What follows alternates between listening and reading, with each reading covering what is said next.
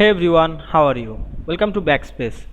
In this easy Microsoft Word tutorial, we will learn how to insert a perfect square shape in a Word for diagrams, flowcharts, posters, labels, presentations, and creative documents design.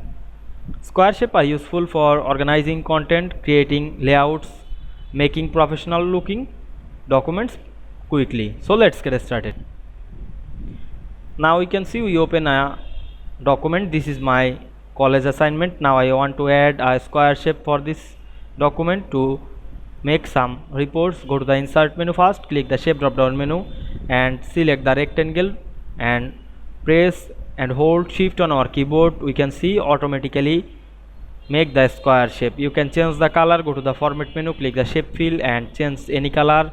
Otherwise you can remove or add the outline, and you can add any effect like shadow, soft edge, reflection, etc. Now we can see we insert the square shape in Word very easily. I hope you understand this process. If this video helped you, don't forget to like, comment and subscribe my channel to get more than important video very soon. Thanks for watching.